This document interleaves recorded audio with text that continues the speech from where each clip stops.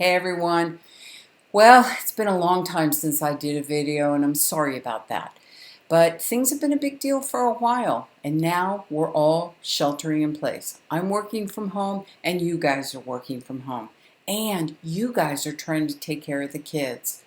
There's kind of a blessing in all of this somewhere, and I think most of you have found it. And that is that we're all rushed and we all want to slow down a little bit. We want to be aware, we want to be present. And this is giving us the opportunity to do that. We get to be present with ourselves. We get to be present with our kids. We get to be present with our parenting partners. We see the precious moments. When you're aware like that, there are other things you begin to be aware of that start bubbling up. Things you're not in agreement with, things you don't like, things you have problems with the kids about, things you have problems with yourself about, or things you have problems with your partner about. And that's what we're going to talk about today. So, the professional ebook that I created right before we were all asked to shelter in place is on proactiveparenting.net. But today I threw together something and I'm going to look at my notes so that I can make sure I give you 3 solutions that will help you and 3 tips that will help you too. So let's get busy. Now, I know that as a parenting expert, you think that I'm going to tell you how you should behave with your kids all day long. I'm not. Because right now this is uncharted territory for all of us. So please do whatever you need and whatever your kids need. But here's tip number 1. When you lower the bar, maybe let the kids be on the computer or play video games, wherever you've lowered the bar is the place where your children are going to place their argument when you try and raise the bar. So be aware that if you've lowered the bar down here and back to normal's up here, you might want to slowly start raising the bar so the argument is less when we do get back to normal. And we will, okay? But today, I want to share a 3-step framework that will help you get on the same page when you're parenting. The ebook is called Same Page Parenting, Even When Styles Clash, and you can get that at proactiveparenting.net. Now, I know you're busy, so let's get to it. Step number 1 is express. Step number 2 is address, and step number 3 is connect. Now, you could unplug and go back and try all of that, but here's the kicker. I've got some solutions and support for you, because when you make changes, you want to use new words and new concepts so your children understand that you mean business. So let's talk, what is step number 1? Express. Well, step number 1 is the ability to let your children have full expression of their feelings without you interrupting them. And there's reasons why, again, that's in the ebook. But imagine this happened to you. So you're in the kitchen this morning and you are doing something. You hear your kid coming down the hall screaming your name. He or she walks in, throws something on the table. Your mouth drops open. What is this?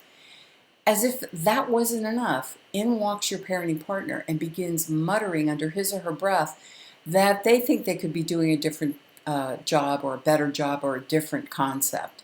All of a sudden, your focus changes from the situation at hand to focusing on whatever your partner is saying. And now you're arguing, or you're even competing about who's doing a better job with the kids. You want to be able to pinpoint what's going on. You want to find out where you're breaking down. And that's what this step will help you, okay?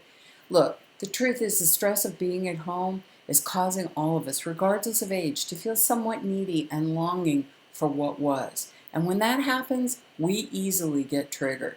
So some of that might be happening. So step 1 asks you to have a private meeting between you and your spouse where you're going to ask each other 10 questions that I created before we were asked to shelter in place, and 7 questions that I'm going to read to you right now that are for sheltering in place. So, if I talk too fast, just send me an email, Sharon at Proactive Parenting, to get these added sheltering in place questions. But everything else is in the ebook. Okay? Now, these are leading questions. They're meant to open a dialogue between you. Question number 1. You want to be on the same page with your partner. You want to start acknowledging what's good about what you're doing. So you start by saying, I think you're a good parent because, and you ask each other both those questions. You ask the same question to each other. Question number 2, I feel my role as a parent is to, and fill in the blank. Now you're clear about what your role is. You're not competing or arguing about that. Third question, discipline means blank to me. This might clear up a lot of things. It might help get you on the same page. And number 4, when I use this blank method, I believe I'm disciplining. See, you may not think that the other person is disciplining when they do that, but they may think they are. So have those conversations. Here are the 7 questions addressing sheltering in place. I feel pressured when my day unfolds like blank. I'm feeling this type of pressure from work. I imagine or wish that things could go this way instead. In my mind, I'd like to be able to work from this time to this time without interruptions. During this time of sheltering in place, I think our house rules should be blank.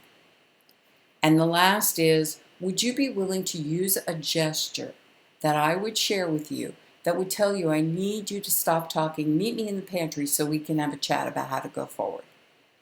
Those are ways you can get yourself on the same page by asking those questions. And you can see that those questions really get to the heart of the matter, which is what my blog's name is. And there's a lot of resources for you there. Step number 2, taking a drink of water. Step number 2 is address. Here's the problem with this issue. I don't know you. I don't know your parenting triggers. I don't know your child's temperament, but you do. So only you know what will work and what won't work in situations like this.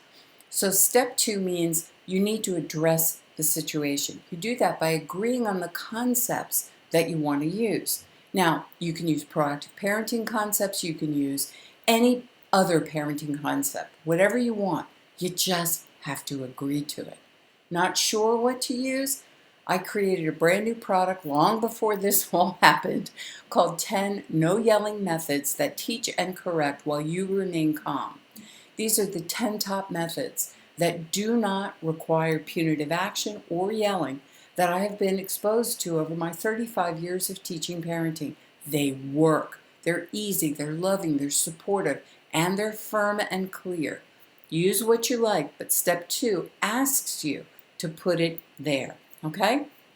Now, so you both, so you can get, so I can tide you over. I can speak. So I can tide you over until you find the methods that you're looking for. Something that you might be experiencing is attitude and disrespect. So I want to give you a tip here. Now, there's no magic in parenting, but these 2 words are as close to magic in parenting as I have ever seen. And they stop attitude and disrespect in their tracks the minute that you utter them. The key is you have to say it in a precise way. The 2 words are try again. Now notice what I did. I isolated the words. I broke apart the phrase and I put a heartbeat in between the words. Now here's a fact. When men get upset, their voice goes down an octave, and kids tend to really listen. But when women get upset, their voice goes up an octave, and so it's harder for kids to listen. So ladies, lower your voice an octave, and it makes you very clear and very firm. So let me show you again how you say it. Try again. What that does is it keeps your reaction, your outrage with you, so you could be aware of it.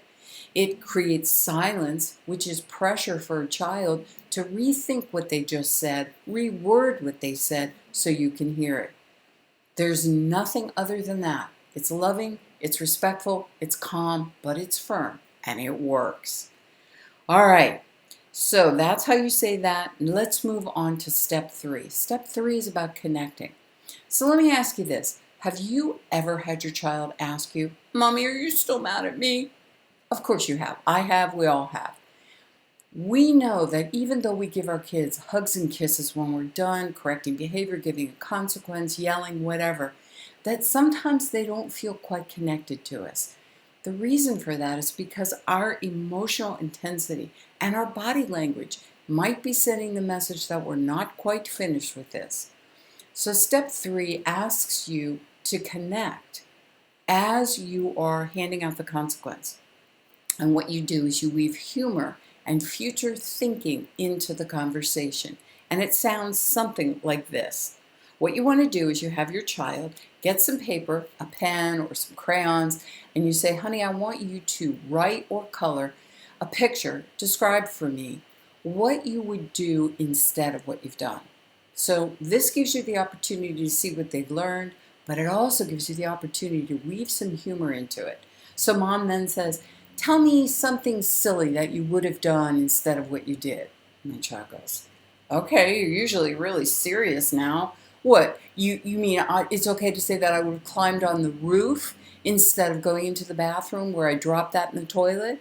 Mom laughs and says, yes, that's exactly what I mean. So we have humor going, but we also have future thinking going on.